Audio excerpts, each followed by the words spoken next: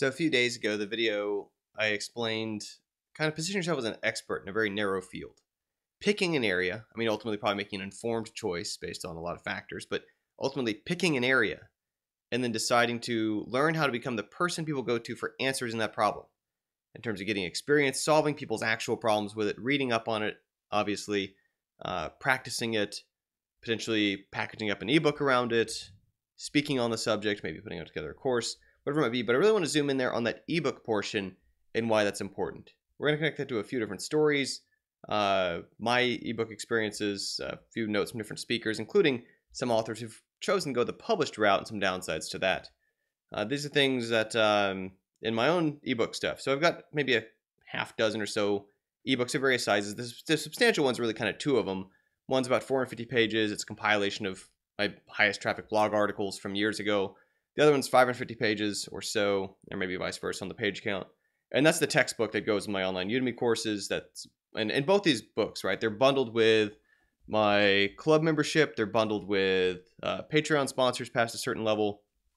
In addition to the fact they've moved over 200,000 units sold to paying people. Over maybe 300,000 people have used parts of the material. We'll talk in a second about why there's that gray area. But a lot of the things I've been able to do with that material and positioning it and adapting it and using pieces of it for other material, for bundling it with things, are things I could do because I own it. Because it's not a publisher's property. Because I never signed over the rights to it to be someone else's to steward.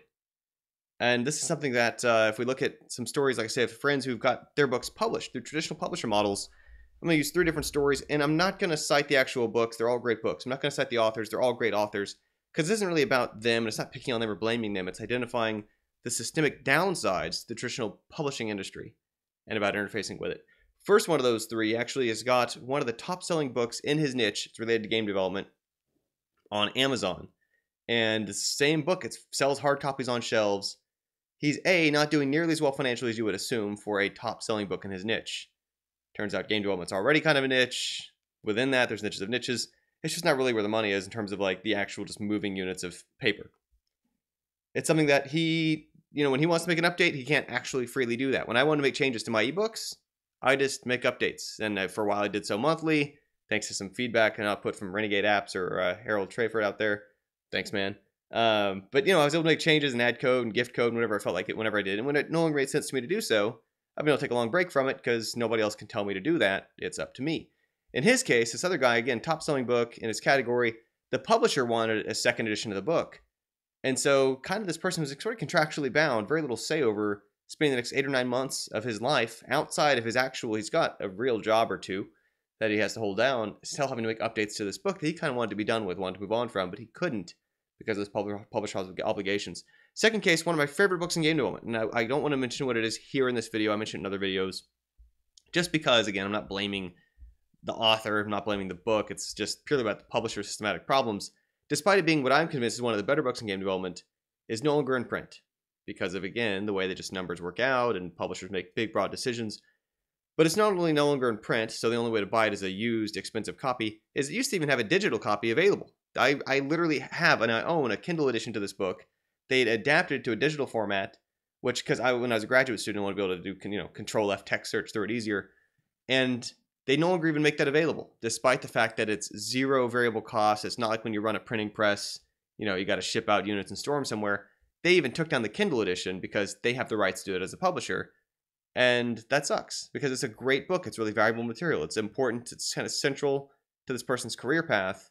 And he can't even leverage it to position it, to share it, to give it away, to bundle it with other things. He can't do any of that because it's the publisher's property that he's handed over. And the third case of one of these kind of book things, again, is just somebody who, he's a great developer, great writer, done some books, and some opportunities have come up where if he could have bundled together his books with some other things, if he could give away some of those books, if he could position them so when he speaks he can give away copies or otherwise, it would be really helpful to him. He can't. Because once again, let me stress, it's not his book. He's handed over the rights to it. Now, there's typically kind of arrangements where, they might be paying advances, and that's obviously part of the temptation, is those publishers will try to pay up front so that they're getting majority of the long tail in the long run. Try to help it kind of fit into a schedule. And it's part of the reality of the trade-offs people make. And I totally get that. But if you can make it fit, if you can pull off writing your book your way on your time, so you own it, you get so much more control over the ability to share it, position it, put it out there, adapt it, update it, do things based on it, like courses, whatever you want to do with it, because it's yours. Gary Vaynerchuk, he's one of these online entrepreneurship speakers, business people. He's got this excellent point that it used to be that all the digital stuff, ebooks, podcasts, YouTube videos, whatever, seemed like they were all about trying to make it big, trying to get legitimized by being recognized by one of the traditional media formats, by to get from YouTube to television, to get from podcast to radio, to get from ebook to paper published book on the shelf, to get from game on Steam to game in a box at Walmart. And the reality is that traditional market, even though it has sort of an air of respectability to it, has tradition behind it and so on, is dying, is on its way out. That it's no longer about trying to make it by getting recognized by those things. Like these other things, the digital stuff, that's making it, where you control your material in a way that before no one ever really did. It was up to other layers of the process. It was up to the publishers, it was up to the distributors, up to so many other factors beyond what you want to make and put out there as the content creator. That the control now, the positioning now, so many of the benefits come from not radio, television, and so on, but increasingly the podcast, the YouTube video, the game that you release, that you own, that you sell, and so on, whether through Steam, whether through your own site, whatever it might be. These are things that are increasingly also in those directions, right? I mean, we can tell pretty easily that these other digital things are all on the rise, that the paper things, the physical things, the published things, the traditional people having to truck it all over the country and stick it on retail shelves to pay someone to stand in front to sell it to you, that those things are increasingly not doing so well. I mean, if you would have told me 20 years ago, let's say I meet somebody, say Mary, and I run into Mary just at a Starbucks or something, and somehow we spark up conversation. If I discovered Mary owns a magazine printing company, 20 years ago, I would have been like, wow, she is set, her family is set, that would an incredible positioning they have found themselves in. If I met Mary now in nearly 2018, and we have that same conversation that she owns a magazine printing company, I'd be like, ooh, Mary, what's your next step? What's your next plan to bail out of this sinking ship? Right? Like that's just not where the future is. And the degree it's still hanging on is just not that strong. It's not really where it used to be. And it's on its way out. And so these are things that, realizing that, again, I love this Gary Vee point, that it's not about trying to get the recognition, to get pulled up in this old sort of like, it's about who you know, you got these special connections, you got to, get in with the people it's right important to. The more we can avoid that world, the more that world burns down, the better. As instead, we do our own things our way, reach our audiences. It allows us to have more sort of niche reach. It allows us to be more honest and frank without having to worry about diluting it and watering it down for a mainstream broad distribution of things. And just that's the point I wanted to make today, that when you own your stuff, because you haven't sold over the rights to it, you can do so many more things with it. And the last thing I do actually want to throw as one other citation for this. Steve Siebold's a speaking, training, coach guy out there, does seminars and whatnot. But this is actually one of the points he had actually made too, about the importance of owning your material so that you can give it away, bundle it, do other things. James Malinchak, another speaking coach, emphasizes the same thing. These messages are out there now, that when you are building your material, your content, your courses, your curriculum, etc., it can be yours in a way it never could before.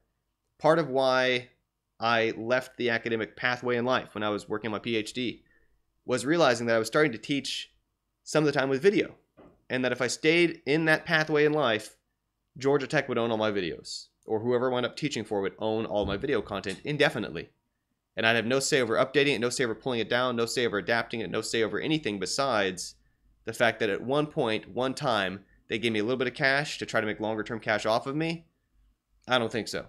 Instead, my video content is now mine, my books are now mine, and it's allowed me so much more freedom and flexibility in trying to navigate and figure out how to best serve my audiences in a way with integrity, without sort of compromises that come from the way that things have to get shaped and worked around, like I say, when publishers, distributors, all these other layers get involved in kind of the old media formats and the old structured ways. We're also, they had to charge so much more for that in a university system because of all those extra layers of bureaucracy, in a way that I'm able to keep my costs down, charge a price I feel is more fair, when I'm able to do it on a much leaner approach because I own my stuff. So that's it for the day. Just emphasizing again the importance of when you're developing material, rather than see it as the goal being how do you get a publisher, right? The goal might be how do you avoid needing one. That's it for the day. Thanks for always tuning in. Have an everyday fail tomorrow.